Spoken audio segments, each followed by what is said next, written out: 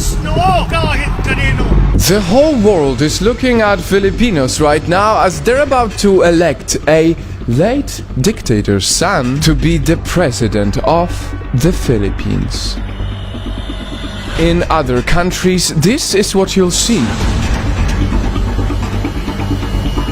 And from outsiders watching it unfold, this is what you'll hear. The son of a guy who terrorized the Philippines for years is now the front runner to take over. Bongbong Marcos has shown virtually no remorse for what his father put the country through. So, why is it that this man is leading a presidential race by a landslide? Yes, over 30 million Filipinos voted for him, at least according to the partial unofficial tally. Is it because Filipinos see something in him that a big part of the world doesn't? Night fam. This is a special video that will spotlight, not my opinion, but the voice of Filipinos for the Filipinos. And if you're watching this election unfold from a different part of the world, stick around because you might get your answer. Ladies and gentlemen, this is what they said when we asked, what are your hopes and fears for the next president of the Philippines? One thing is definite, as it's often in the politics, there is a strong contrast in opinions. One side is already bracing for really dark times. It's a really dark time for the Philippines right now. I fear that disappearance, torture, politically detained, death, and other unlawful acts against our freedom and human rights might happen again. While the other is celebrating a bright future ahead. And as 30 plus millions of Filipino people voted for him, I don't think we have the reasons to be afraid of because, yes, majority of us believed in him. Mabuhay ang Pilipinas. There is no reason to be fear because our new elected president is chosen by the majority.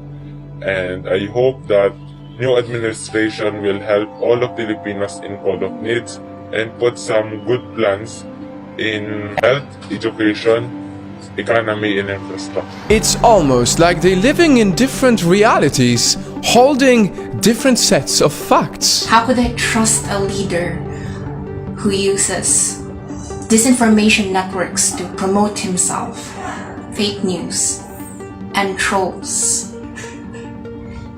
How could I support a leader who never liked attending debates, never liked being criticized? There are no fears, as it is the beginning of new era, a new place for Filipino to arise from prostration and hope. And maybe that is why Marcos Jr.'s call for unity during his campaign has resonated with a lot of people who are simply tired with the so-called toxic division.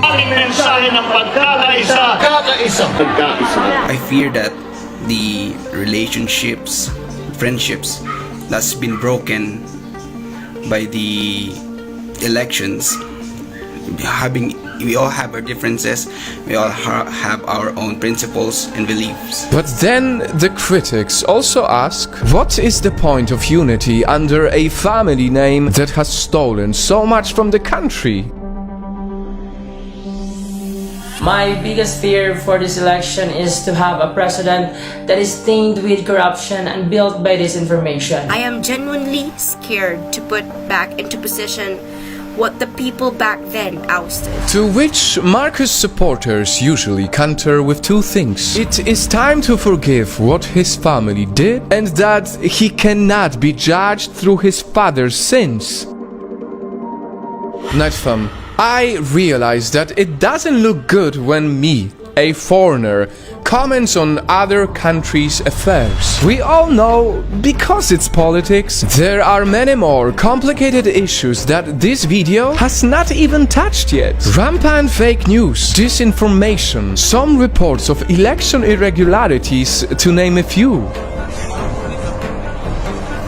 But if you ask me, how I feel for the country that has become such a big part of my mission, here is what I know to be true. I know that Filipinos deserve so much from their government. I know that the poor and the underrepresented demand a public servant who truly cares about their needs in jobs, health, and education. And I know that every voter only wants best for their nation. And as I know all of this, I must tell you something that is very sad, disappointing, and difficult. I have been contacted by many people from the Philippines, and I can see how many are so afraid to even voice their opinions. That is why we have blurred the faces of the people who speak in this video, because the hate is so strong, because the division is so strong, because the trolls are so strong. Some people are even worried for their lives, simply for expressing their opinions. I have said it before and I'll say it again. The Philippines is a beautiful nation that deserves all the blessings of this world. That is why only recently our Project Not4 organization helped raise funds after the typhoon that hit the Filipinos. Over 20,000 affected people received help from it.